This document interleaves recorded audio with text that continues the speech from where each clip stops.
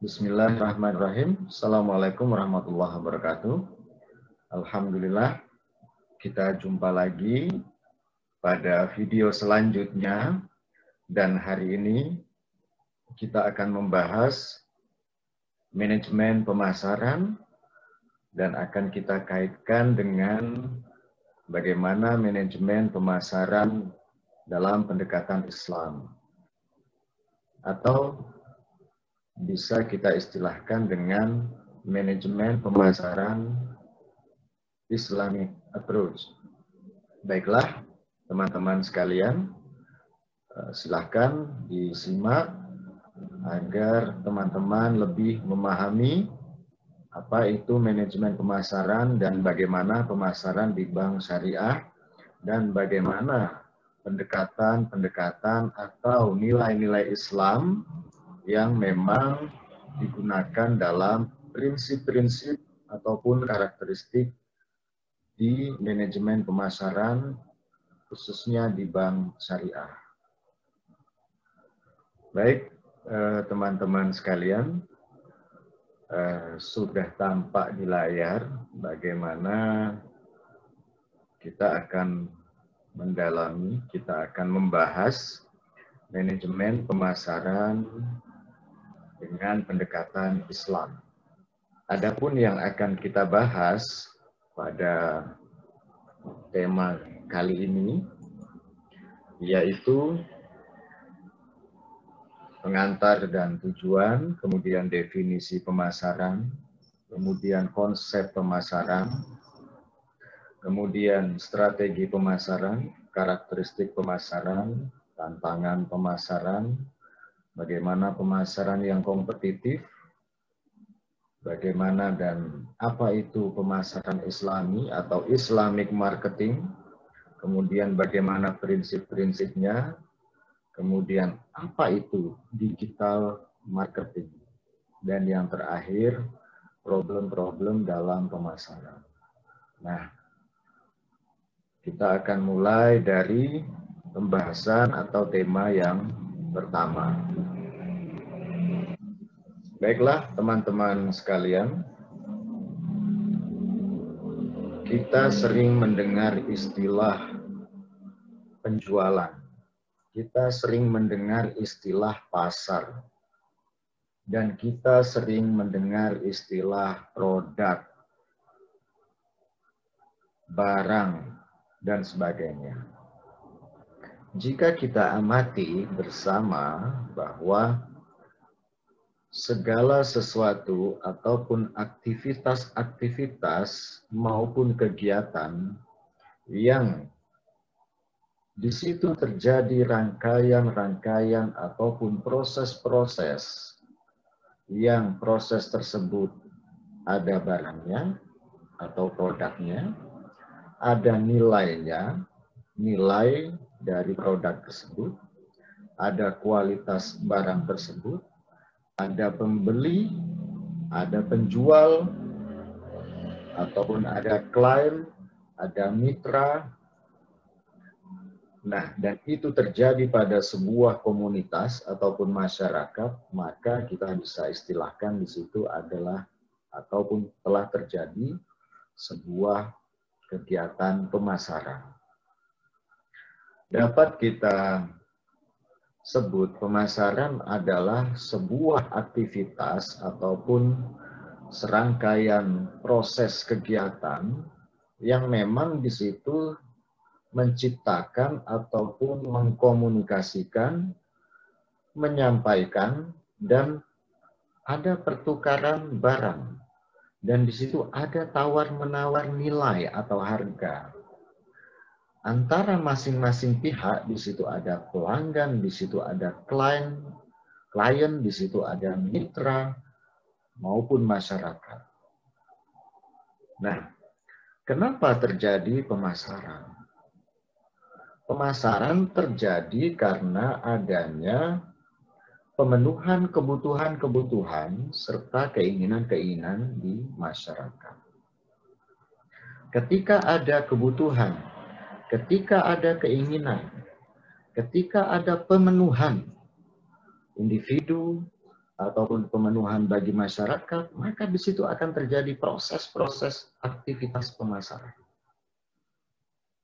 Nah, kita bisa sebutkan bahwa pemasaran sebenarnya seperti sebuah proses ataupun cara ataupun tindakan ataupun perbuatan memasarkan sebuah atau suatu dagangan. Jadi kita ketika akan memasarkan suatu atau dagangan kita, maka di situ terjadi sebuah perbuatan. Di situ terjadi sebuah cara, proses. Bagaimana barang dagangan kita ini bisa dibeli orang, maka akan terjadi sebuah proses. Ataupun akan terjadi sebuah cara-cara bagaimana barang dagangan kita ini bisa dibeli oleh orang lain. Nah, kemudian ada juga proses-proses di mana barang dagangan kita itu bisa diterima oleh masyarakat. Barang-barang tersebut bisa tersebar luas kepada masyarakat. Nah, dari hal ini dapat kita jabarkan, dapat kita uraikan bahwa kegiatan pemasaran ini merupakan kegiatan yang tidak hanya memasarkan suatu barang ataupun jasa, tetapi kegiatan pemasaran ini itu merupakan cara ataupun proses bagaimana kita dapat memenuhi keinginan dan kebutuhan masyarakat. Orang sekarang sudah menggunakan HP. Tentunya kita akan berpikir bagaimana caranya atau prosesnya supaya orang bisa memenuhi kebutuhan ataupun keinginan untuk membeli HP. Nah, proses-proses dan cara-cara inilah yang bisa kita istilahkan dengan sebuah aktivitas pemasaran. Nah, bagaimana pemasaran dalam konteks bisnis ataupun usaha jasa? Pemasaran adalah ruh ataupun jiwa dalam sebuah bisnis ataupun usaha. Dan pemasaran merupakan langkah yang paling utama dalam kemajuan perusahaan. Kenapa? Karena pemasaran merupakan ujung tombak dalam sebuah perusahaan untuk memperoleh keuntungan ataupun laba. Baik, selanjutnya kita akan mengetahui sebenarnya apa tujuan dari pemasaran. Tujuan dari pemasaran yang pertama adalah memberikan informasi. Artinya begini, seseorang yang ingin memenuhi atau ingin memenuhi kebutuhannya ataupun keinginannya, tentu dia membutuhkan informasi. Berapa harga produk tersebut atau harga barang tersebut atau berapa harga jasa tersebut.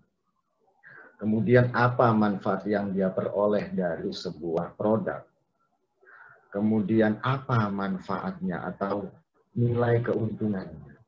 Kemudian apakah ada informasi-informasi yang menarik bagi pelanggan ataupun pembeli ataupun masyarakat terhadap sebuah produk tersebut.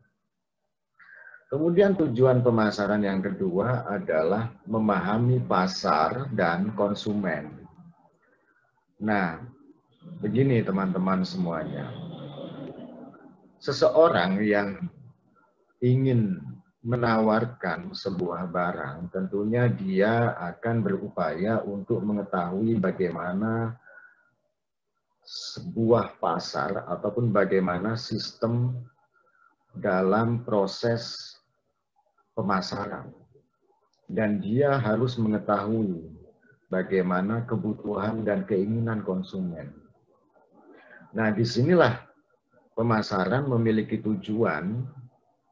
Ketika ada permintaan, maka akan ada barang. Nah, disitulah kita akan mengetahui bahwa akan terjadi sebuah proses pemasaran ketika masyarakat membutuhkan sebuah produk atau barang. Jadi tidak mungkin kita menjual barang, tahu-tahu masyarakat tidak membutuhkan, maka barang kita tidak akan laku. Tetapi ketika masyarakat membutuhkan dan menginginkan barang tersebut, maka disitulah yang biasa kita kenal ada istilah hukum demand dan supply. Nah, pada tataran ini akan terjadi sebuah proses pemasaran. Kenapa? Karena kita harus mengetahui bagaimana proses-proses sistem dan cara supaya barang kita bisa diterima oleh masyarakat sesuai kebutuhan dan keinginan masyarakat. Kemudian membentuk produk yang sesuai pasar. Nah, tentunya teman-teman memahami bahwa masyarakat ataupun konsumen memiliki karakteristik yang berbeda.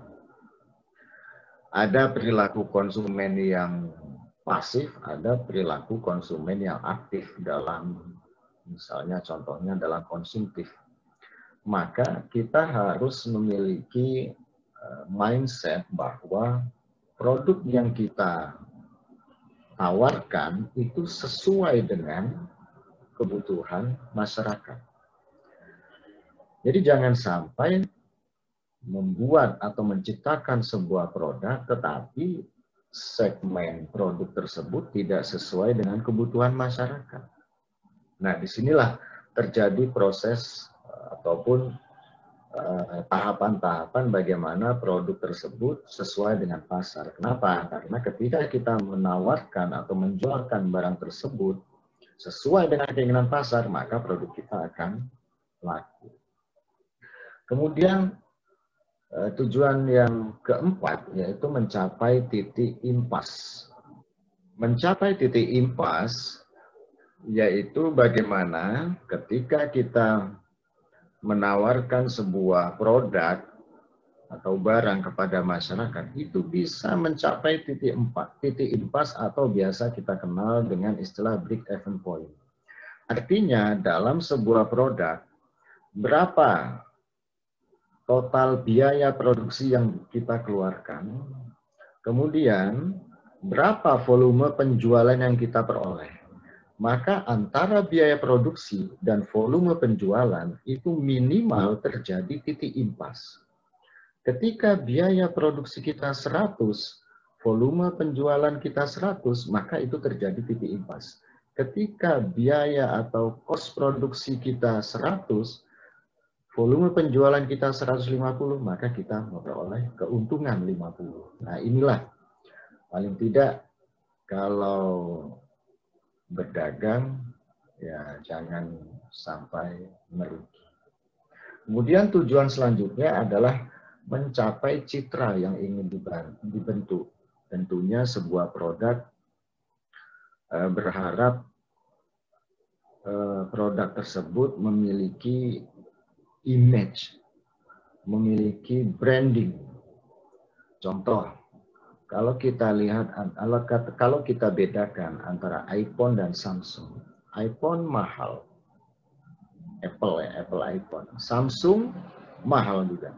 Tetapi dari kedua produk tersebut, dia memiliki pecitra masing-masing. Dia memiliki karakteristik, dia memiliki keunikan. Dia memiliki segmen. Nah, inilah dia memiliki image. Dia memiliki branding.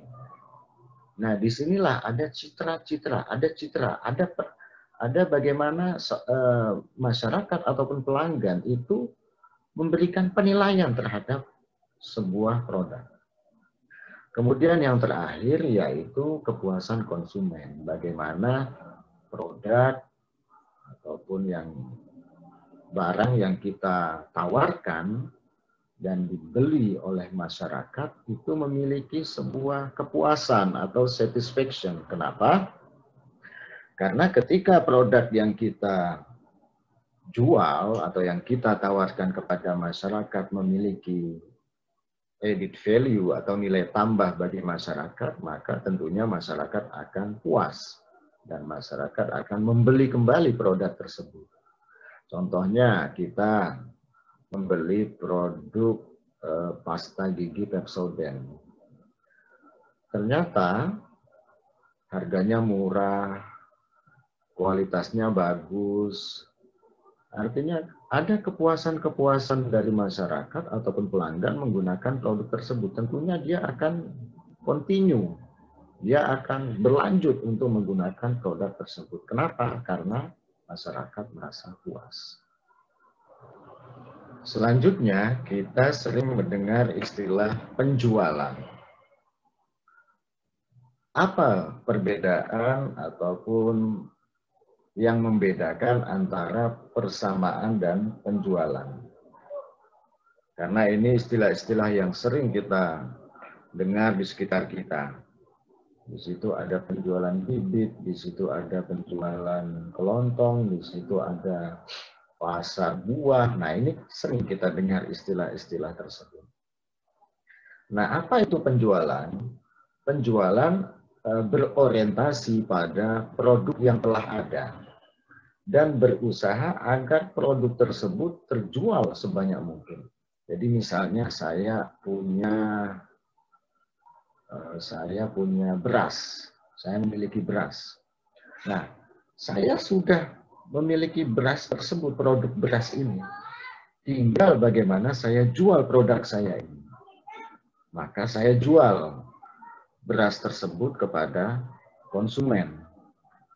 Saya berharap penjualan saya ini atau penjualan beras saya dapat terjual sebanyak mungkin. Nah, di sini ada namanya istilahnya penjualan. Tetapi kalau pemasaran, istilah pemasaran berpangkal pada sebuah kebutuhan.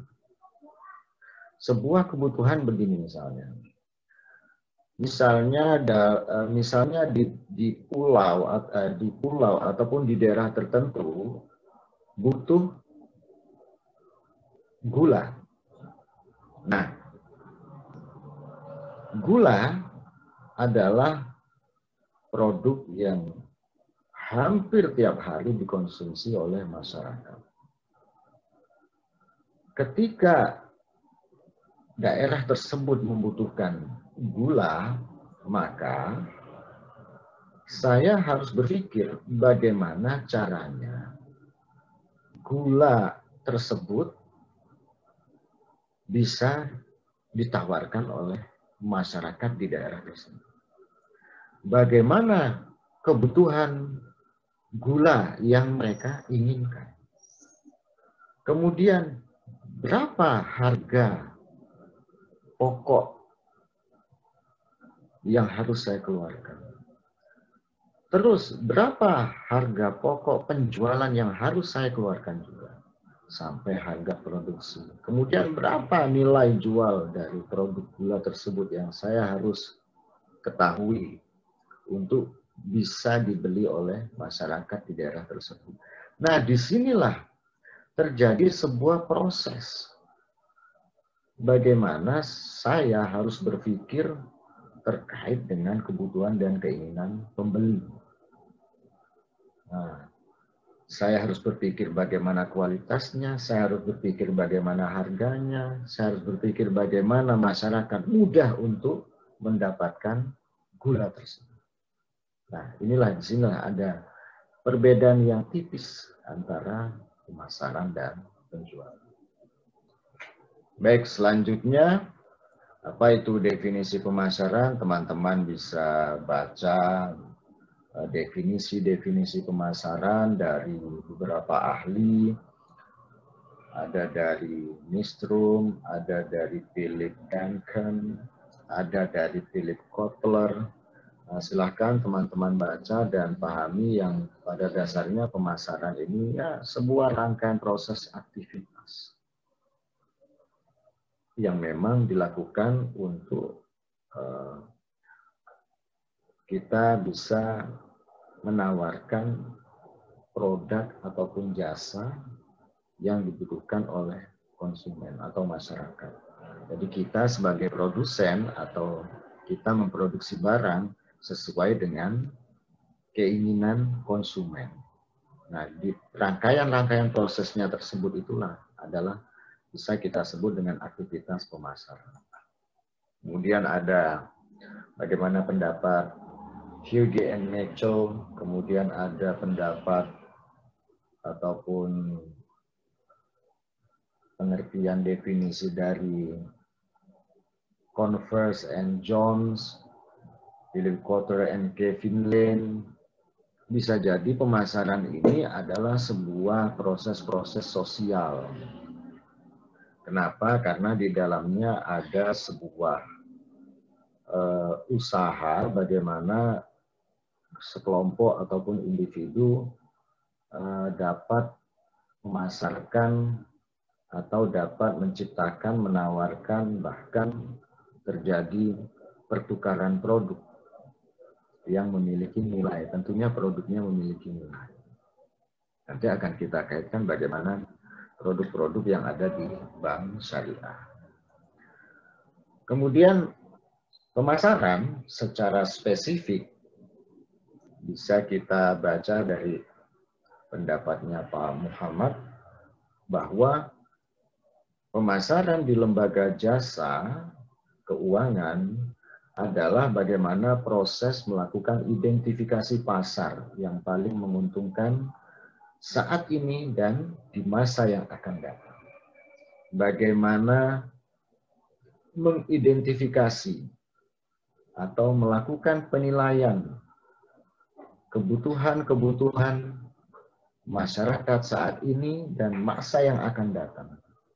Bagaimana menciptakan sebuah sasaran pengembangan bisnis dan membuat rencana untuk mencapai sasaran tersebut. Yang tentunya untuk mencapai sasaran tersebut diperlukan sebuah promosi. Promosi untuk memberikan kemudahan agar produk ataupun jasa yang kita miliki bisa diterima oleh konsumen atau masyarakat. Selanjutnya kita akan menelaah bagaimana pendapat Solati Siregar bahwa pemasaran dalam konteks lembaga jasa keuangan merupakan usaha untuk menciptakan ataupun melayani permintaan pasar atau permintaan nasabah. Jadi adanya pemasaran di bank, karena bank ini dia memberikan jasa keuangan, maka bank akan menciptakan bagaimana produk yang dia miliki itu bisa sesuai dengan permintaan nasabah. Sehingga nasabah memperoleh keinginan yang dia butuhkan dalam segala transaksi ataupun aktivitas bisnis maupun aktivitas kehidupan keuangan masyarakat, khususnya di bidang keuangan.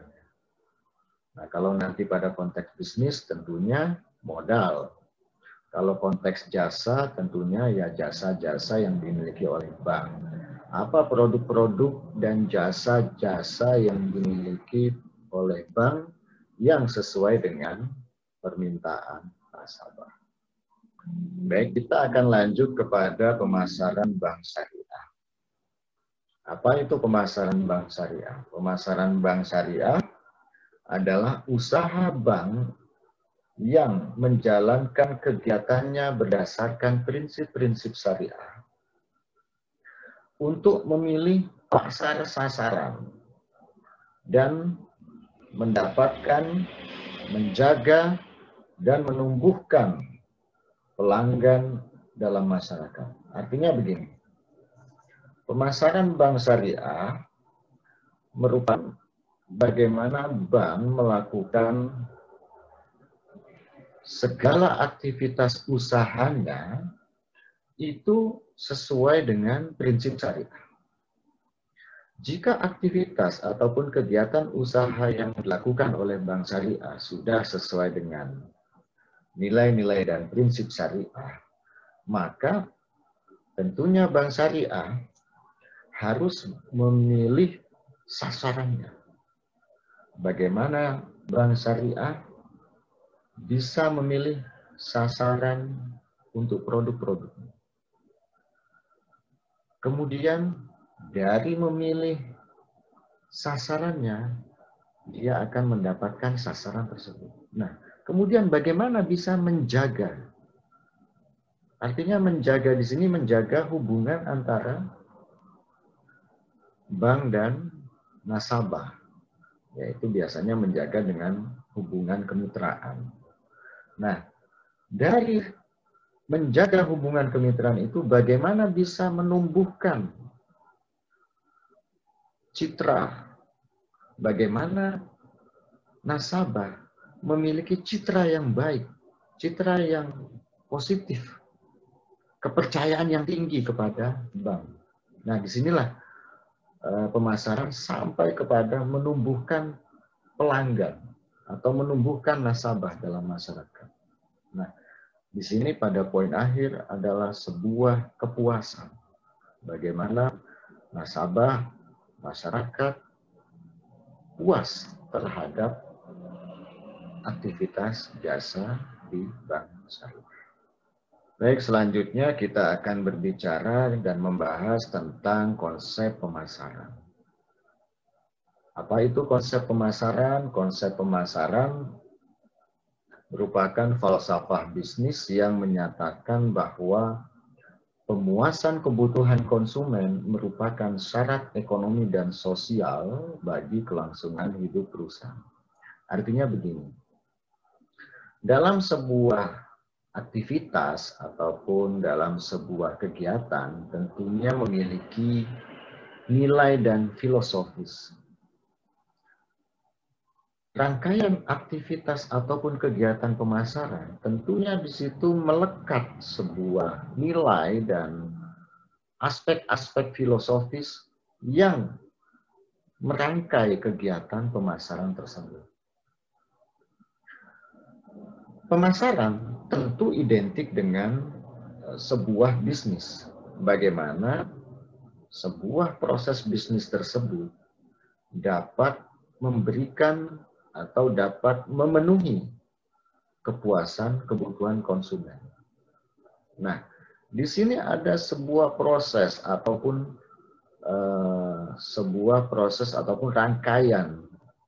rangkaian tahapan-tahapan bagaimana kita atau bagaimana bank bisa memberikan kepuasan bagi kebutuhan konsumen.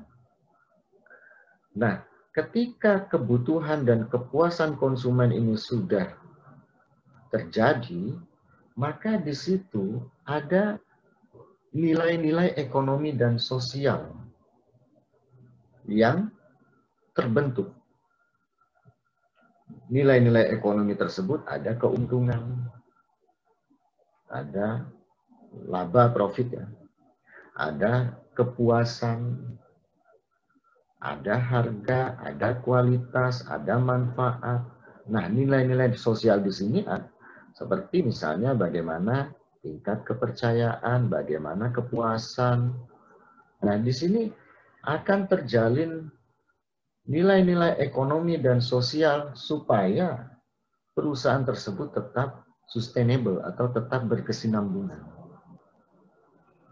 Nah, disinilah sebuah rangkaian dari konsep pemasaran.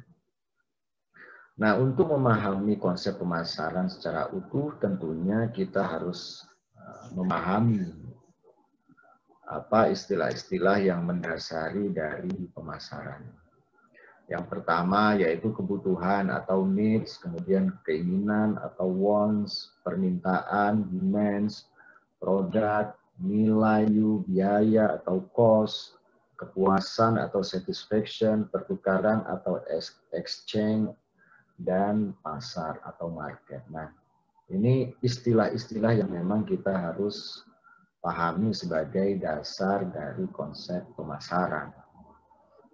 Kemudian di samping itu ada 6 konsep pemasaran. 6 konsep pemasaran di sini adalah bagaimana pemasaran itu bisa efektif dan orientasi pada tujuan dalam berhasilan sebuah produk atau brand. Yang pertama konsep produksi, kemudian konsep produk, konsep penjualan, konsep tim pemasaran, dan konsep pemasaran sosial dan pemasaran global. Nah, ini adalah konsep-konsep yang memang harus dipahami bagaimana pemasaran ini bisa efektif. Kenapa harus efektif? Karena memiliki orientasi pada tujuan untuk keberhasilan pemasaran suatu produk atau brand. Suatu produk dibuat supaya efektif pemasarannya, maka harus diukur, harus dilihat bagaimana konsep produksinya, apakah ramah lingkungan, berbahaya atau tidak. Kemudian produknya, produksi tentunya bagaimana produk itu diproduksi. Kemudian ketika barang sudah diproduksi menjadi sebuah produk, kemudian bagaimana penjualannya, konsep penjualannya, tahapan penjualannya. Kemudian siapa yang menjual? Nah, tim pemasaran. Kemudian konsep pemasaran sosialnya, bagaimana dia melakukan pemasaran. Kemudian konsep pemasaran global, bagaimana ketika pemasaran tersebut sudah sesuai, nah kemudian dia akan menambahkan ritme pemasarannya di dunia global atau di daerah bahkan negara-negara di dunia. Nah ini yang harus dipikirkan dan harus selalu dikembangkan. Nah, kita akan beralih kepada strategi pemasaran. Baik, apa itu strategi pemasaran? Pada dasarnya strategi pemasaran adalah mencari kecocokan antara kemampuan internal perusahaan dengan peluang eksternal yang ada di pasar. Kita harus mengenali bagaimana karakteristik pasar, struktur pasar yang bisa menguntungkan bagi perusahaan, sehingga dapat tetap bersaing survive atau untuk menjaga keberlangsungan hidup perusahaan. Sebuah perusahaan, dia akan melakukan sebuah strategi. Dia akan melihat bagaimana peluang eksternal di pasar. Bagaimana kemampuan perusahaan menciptakan sebuah produk.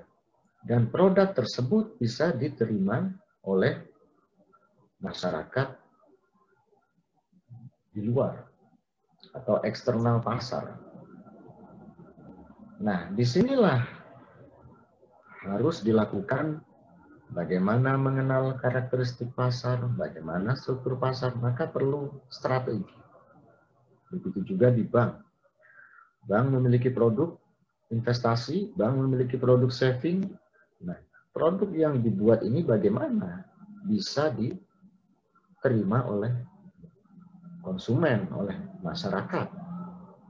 Produk tabungan, produk giro, produk mudoroba, produk deposito. Bagaimana packagingnya? Bagaimana membuat atau menciptakan sebuah produk yang memang bisa diterima oleh masyarakat dan tentunya sesuai dengan kebutuhan. Nah, bagaimana strateginya? Nah, disinilah banyak tahapan-tahapan yang harus dilakukan. Kenapa? Karena produk yang diciptakan ketika diterima atau memenuhi kepuasan masyarakat, maka akan menjaga ataupun akan berkesinambungan dengan kelangsungan hidup perusahaan ataupun bank. Nah, di sini ada strategi pemasaran. Bagaimana strategi pemasaran menurut Kotler dan Armstrong? Menurut Kotler dan Armstrong, strategi pemasaran merupakan pendekatan pokok yang akan digunakan oleh unit bisnis dalam mencapai sasaran. Pendekatan pokok. Bagaimana produk ataupun unit bisnis tersebut dapat mencapai sasaran yang ditetapkan. Nah, untuk mencapai sasaran yang ditetapkan, maka diperlukan keputusan dalam menentukan target pasar, penempatan produk di pasar, bauran pemasaran, biaya pemasaran yang dibutuhkan. Nah, ini keputusan-keputusan inilah yang menjadi bagian dalam sebuah strategi. Kemudian Gultin dan Gordon menyatakan strategi pemasaran adalah pernyataan pokok tentang dampak yang diharapkan akan dicapai dalam hal permintaan pada pasar target tertentu. Intinya bagaimana ini pernyataan-pernyataan yang bisa diambil terkait dengan dampak harapan yang bisa dicapai ketika ada permintaan ataupun keinginan konsumen dan target pasar yang akan dicapai. Nah, di sini mereka membagi pada dua strategi, yaitu strategi kebutuhan selektif dan strategi kebutuhan primer. Strategi kebutuhan selektif yaitu dengan cara bagaimana memperbaiki atau merancang posisi persaingan sebuah produk, jasa ataupun bisnis. Nah, biasanya strategi ini dilakukan dengan mempertahankan pelanggan lama ataupun dengan melakukan penjaringan bagi pelanggan baru. Strategi kebutuhan primer ini lebih fokus dan lebih dirancang bagaimana meningkatkan atau menaikkan tingkat permintaan. Jadi bagaimana sebuah unit bisnis itu dia merancang bagaimana volume atau tingkat permintaan kebutuhan ini bisa naik. Jadi penjualannya pun akan naik. Nah, di sini akan dilakukan bagaimana membuat sebuah kelas produk.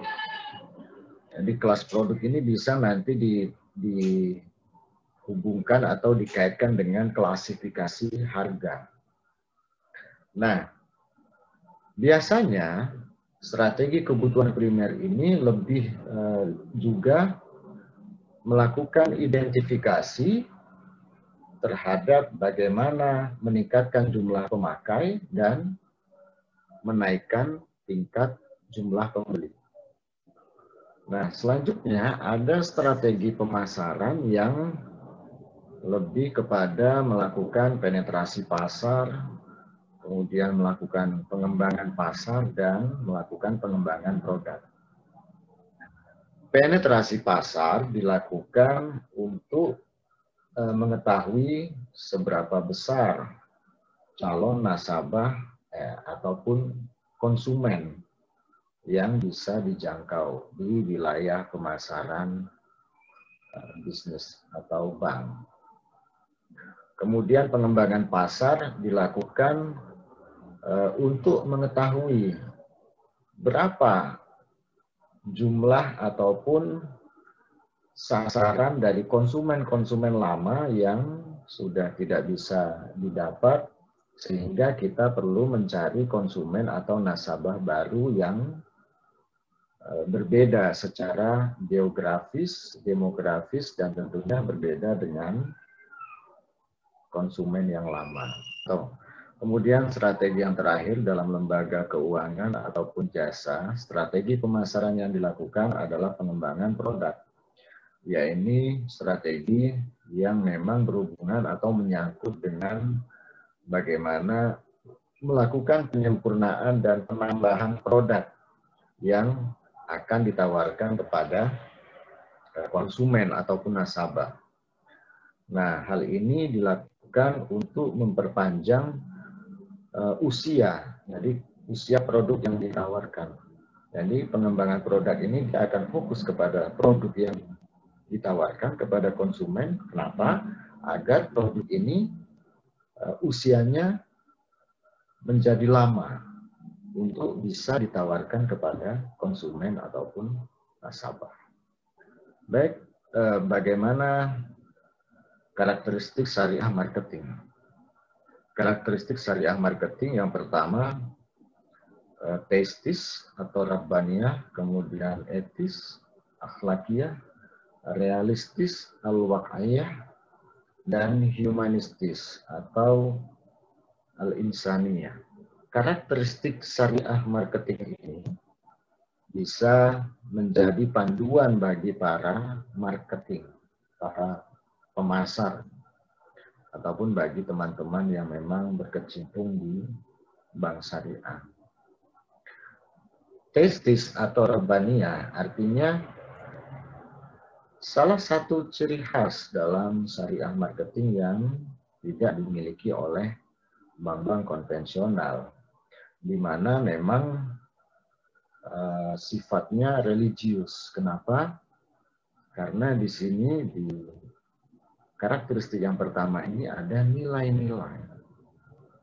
Seperti contoh Rasulullah ketika dia berdagang produk ataupun barang dagangan milik Siti Khadijah, maka Rasul memperoleh gelar karena saking amanahnya, karena kejujurannya dalam menjual produk tersebut.